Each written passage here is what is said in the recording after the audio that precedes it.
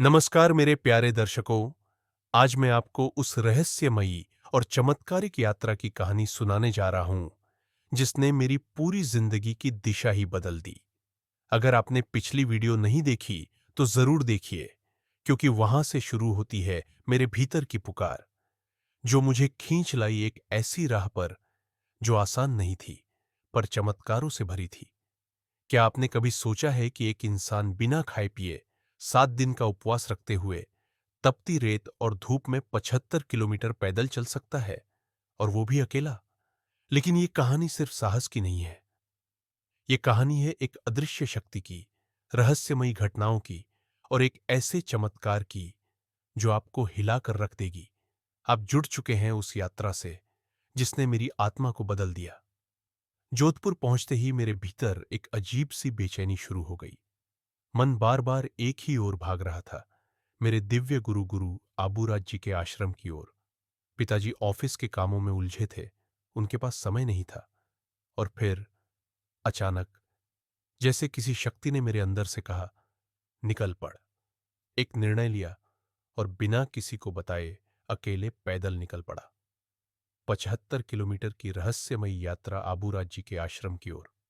दोपहर की झुलसाती गर्मी, तेज धूप और 6 दिनों से चल रहा मेरा अन्न त्याग। सिर्फ पानी पर जिंदा था मैं। ना रुकने की जगह, ना खाने का कोई सहारा, पर मेरे भीतर एक आग थी, गुरु का बुलावा। चलते चलते हालत इतनी बिगड़ गई कि लगा मैं गिर जाऊंगा। तभी मैंने गुरु आबूराज जी को याद किया, और उसी क्षण आसमान में बादल घिर आए और हल्की बारिश होने लगी।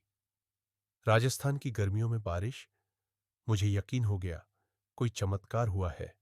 मेरे होंठों पर मुस्कान थी। गुरु जी ने रास्ता बना दिया था।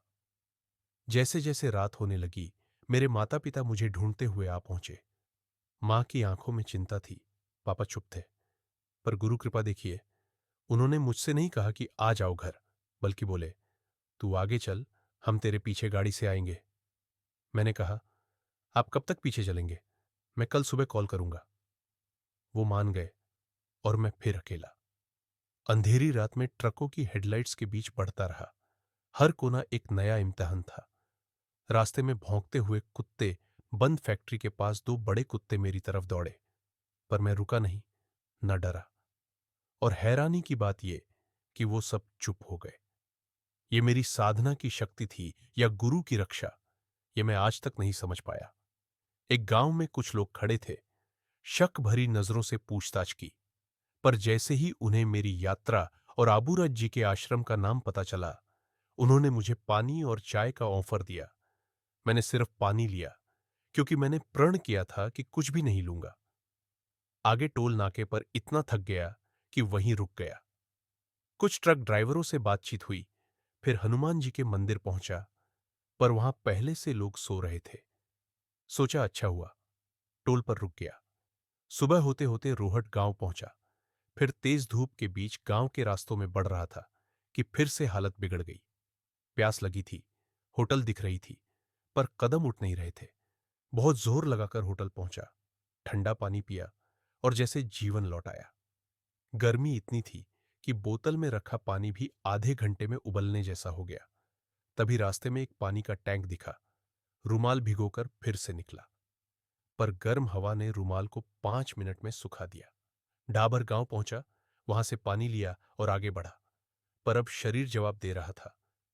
दुधिया गांव के पास एक पेड़ के नीचे बैठ गया, थका, टूटा हुआ, बेजान। तभी एक लड़का साइकिल पर आया।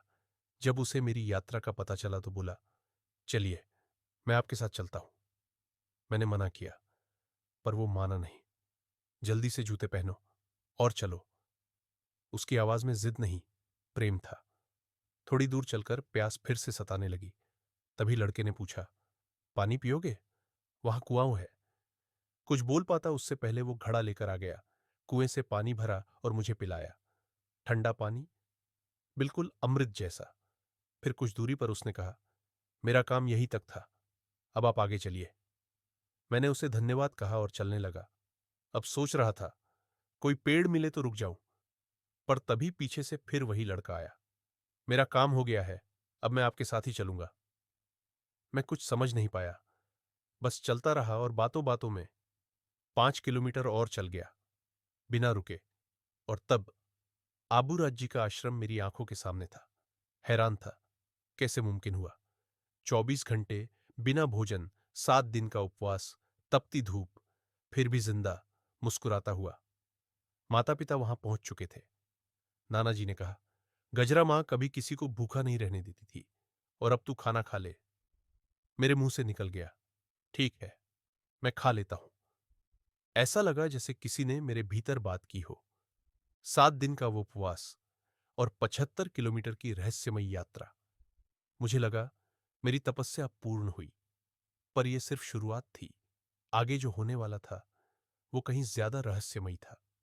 इसके बाद मैंने कई बार फिर यही यात्रा की, कभी अकेले, कभी मेरे चाचा के साथ।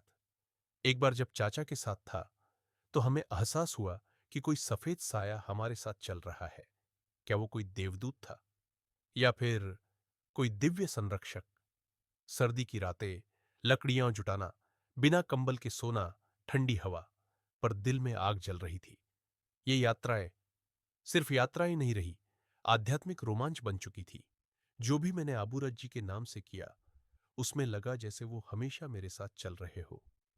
मुश्किलें आईं, डर भी लगा, पर उनका साथ कभी नहीं छूटा। दोस्तों, इस रहस्यमयी यात्रा ने मुझे सिर्फ मंजिल नहीं दी, बल्कि मुझे मेरी साधना, मेरी आत्मा और मेरा उद्देश्य दिखाया।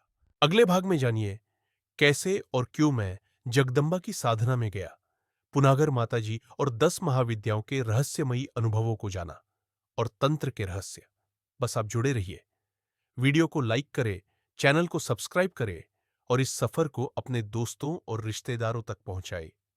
जय आबूराज, जय बाजरंग बाली, जय माता डी।